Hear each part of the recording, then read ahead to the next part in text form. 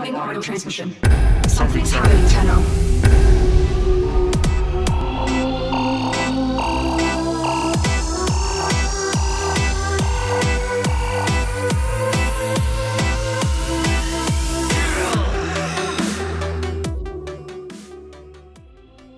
Hello there, ladies and gentlemen, and welcome to another episode of the WARFRAME Digest. Breathe, Darkfreack, you're saying that way too quickly. Today, we are on Digest 32, and we are covering Devstream number 50. Before we get to that, let me have a quick little note.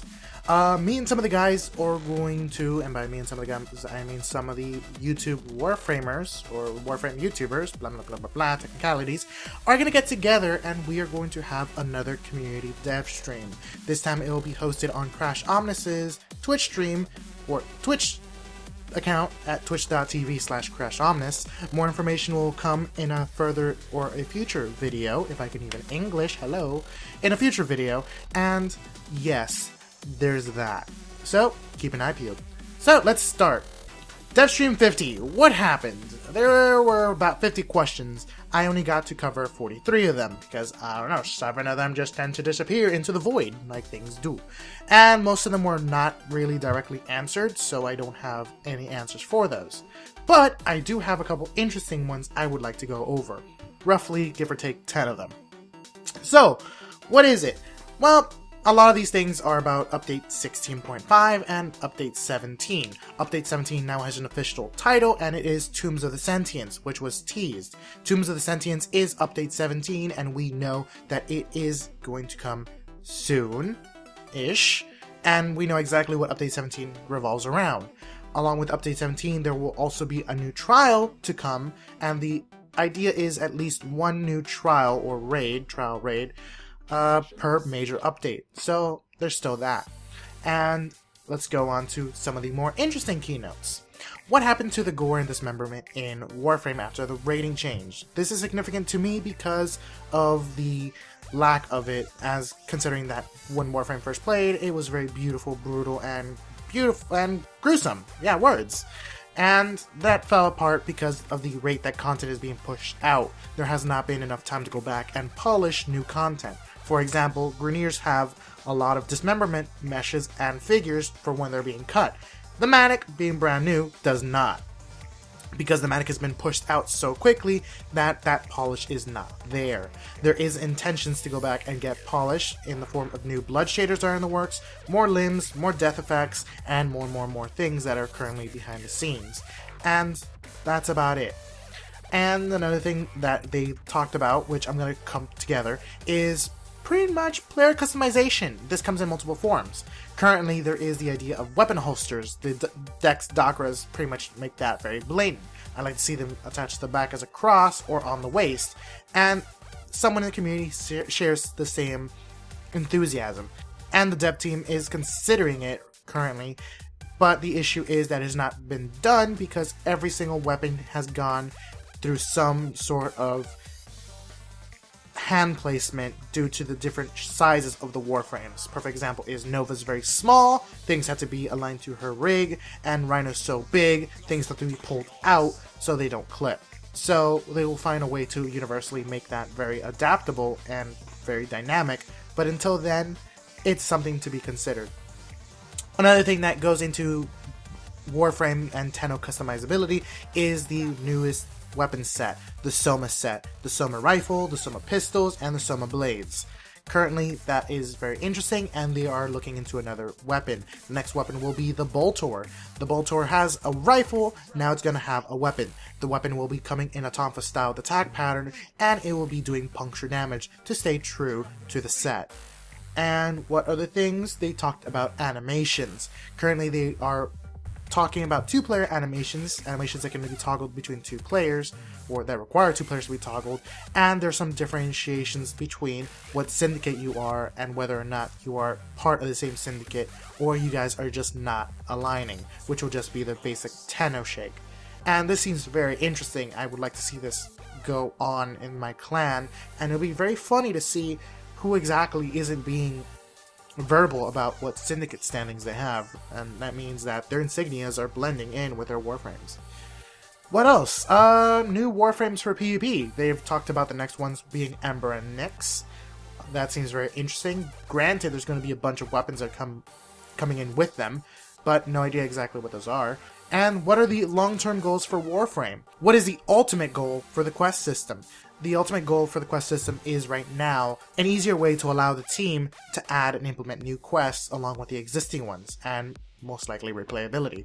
And the ultimate for that goal is to allow user-generated content within the game in the forms of quests, which would be significant and actually very entertaining. And one final note on the whole entire players and all that is what happened to the cloth physics for the warframes, for the lobster skirt, for the Syndanas. Currently they're still in the works, and they have teased with a hopefully statement that the next Syndana that's going to come out will use the new cloth physics, and whether or not that is released with it will actually affect whether the older ones will get that pass as well. So look towards the new Syndana getting the new cloth physics and actually looking pretty dang nice. What else do we have? Tau Rhaegar. Tau Rhaegar, as you can see in the video behind, looks very strange. Very, very, very strange. Currently, Tau Rhaegar has always been in the works, and we're actually seeing his actual animations and a completed model with, I believe that's going to be his texturing. Most likely will require more polish. Who's to say? And it looks very strange. And this was jokingly thrown in whether or not Tau Rhaegar has to do something with the Mannix, and it may as well. Talking about the Mannix, currently the community has a general consensus that the Mannix is a lot more spookier than the Stalker. Originally the Stalker was a big bad spooky boogeyman that the community talked about and teased about, and now he's just an annoyance and something that rarely occurs. Whether or not the Stalker will be boosted and actually have a rework to be on par of the spooky factor of the Mannix, the team has said yes, and that has me very giddy. And here comes a big part. Excalibur. Excalibur is getting a rework. Is it really happening? And apparently it is. The team, or mainly Scott, was looking into doing Frost and turned to the forums just to see people bombarding about Excalibur. And why is it significant? Well, realistically, the team has realized that Excalibur's mechanics predates most of the game. By that I mean Slash Dash is a failed and very old system that will be completely redone so it actually bounces off enemies and actually does damage more reliably, and it's a lot more interesting.